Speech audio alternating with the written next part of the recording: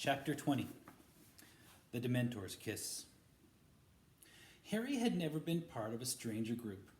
Crookshanks led the way down the stairs. Lupin, Pettigrew, and Ron went next, looking like entrants in a six-legged race. Next came Professor Snape, drifting creepily along, his toes hitting each stair as they descended, held up by his own wand, which was being pointed at him by Sirius. Harry and Hermione brought up the rear. Getting back into the tunnel was difficult. Lupin, Pettigrew, and Ron had to turn sideways to manage it. Lupin still had Pettigrew covered with his wand. Harry could see them edging awkwardly along the tunnel in single file. Crookshanks was still in the lead. Harry went right after Black, who was still making Snape drift along ahead of him. He kept bumping his lolling head on the low ceiling. Harry had the impression Black was making no effort to prevent this. "You know what this means?" Black said abruptly to Harry as they made their slow progress along the tunnel. "Turning Pettigrew in?" "You're free," said Harry. "Yes," said Black. "But I'm also... I don't know if anyone ever told you. I'm your godfather." "Yeah, I knew that," said Harry. "Well, your parents appointed me your guardian," said Black stiffly. "If anything happened to them..." Harry waited. Did Black mean what he thought he meant? "I'll understand, of course, if you want to stay with your aunt and uncle," said Black, "but, well, think about it. Once my name's cleared, if you wanted a different home..." Some sort of explosion took place in the pit of Harry's stomach. "What? Live with you?" he said, accidentally cracking his head on a bit of rock protruding from the ceiling. "Leave the Dursleys?" "Of course I thought you wouldn't want to," said Black quickly. "I understand. I just thought I'd..." "Are you insane?" said Harry, his voice easily as croaky as Black's. "Of course I want to leave the Dursleys. Have you got a house? When can I move in?" Black turned right around to look at him. Snape's head was scraping the ceiling, but Black didn't seem to care. "You want to?" said Black.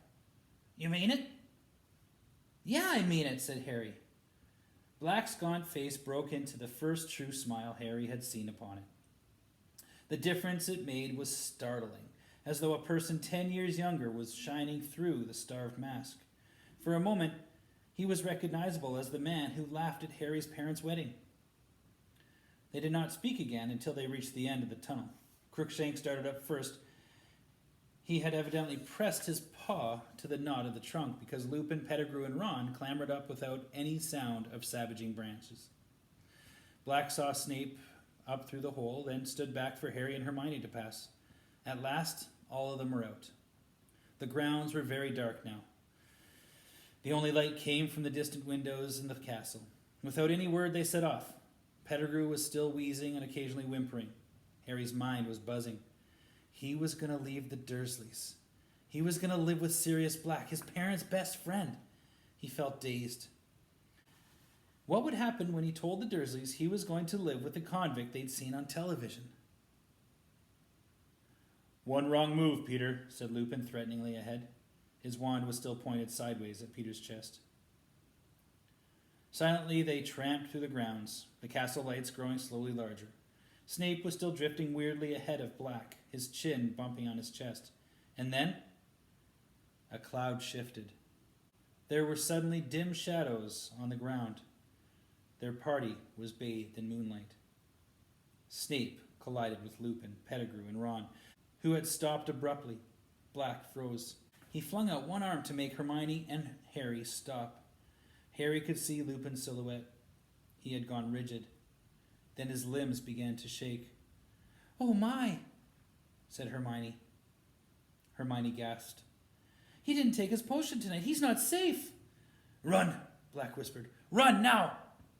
But Harry couldn't run. Ron was chained to Pettigrew and Lupin. He leapt forward, but Black caught him around the chest and threw him back. "Leave it to me. Run!" There was a terrible snarling noise. Lupin's head was lengthening.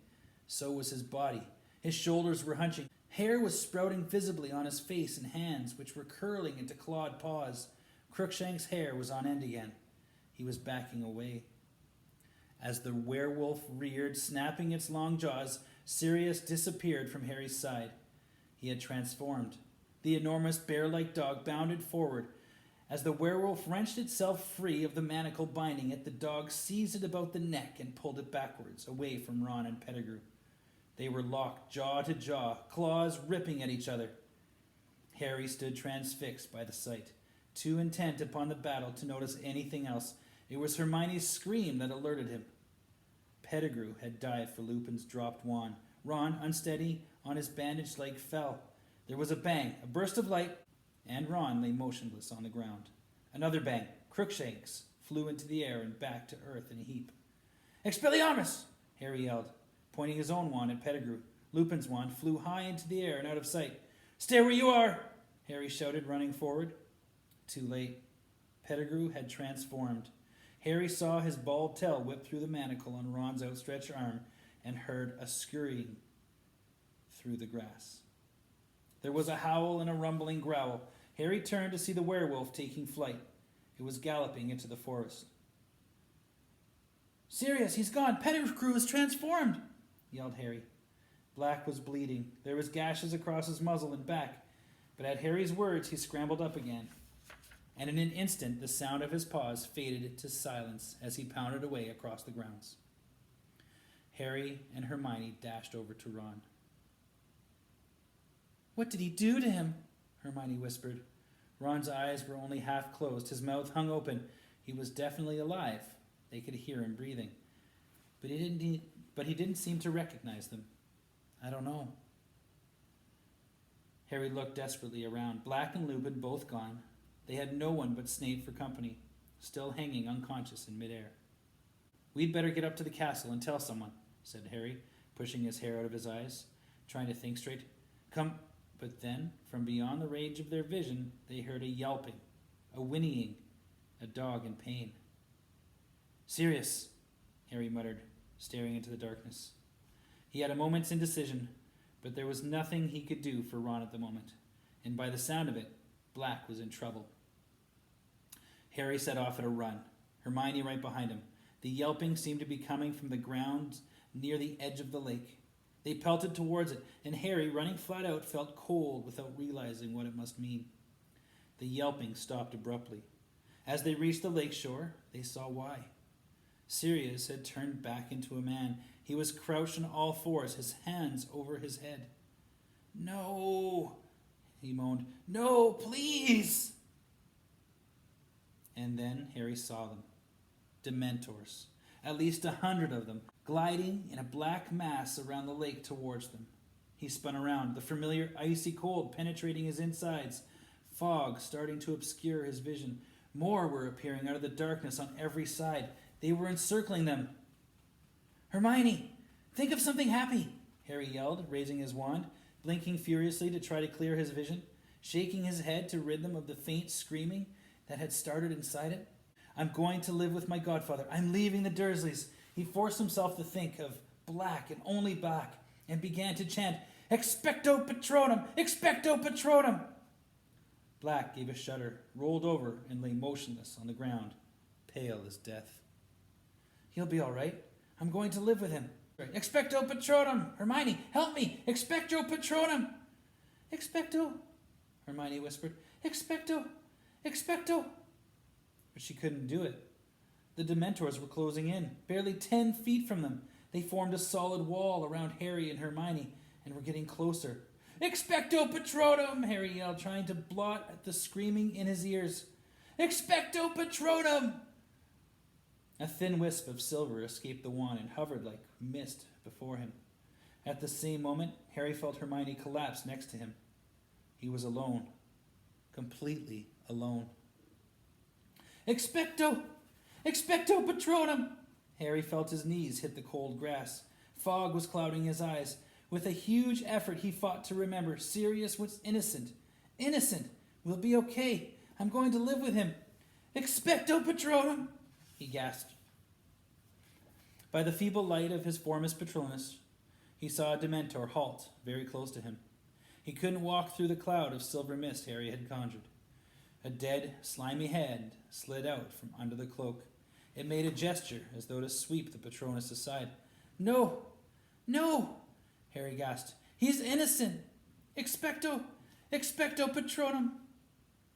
He could feel them watching him, hear their rattling breaths like an evil wind around him.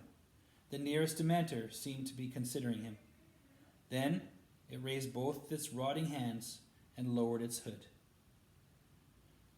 Where there should have been eyes, there was only thin, gray, scabbed skin, stretched blankly over empty sockets. But there was a mouth, a gaping, shapeless hole, sucking the air with the sound of a death rattle. A paralyzing terror filled Harry so that he couldn't move or speak. His Patronus flickered and died. White fog was blinding him. He had to fight. Expecto Patronum! He couldn't see, and in the distance he heard the familiar screaming. Expecto Patronum! He groped in the mist for Sirius and found his arm. They weren't going to take him. But a pair of strong, clammy hands suddenly attached themselves to Harry's neck.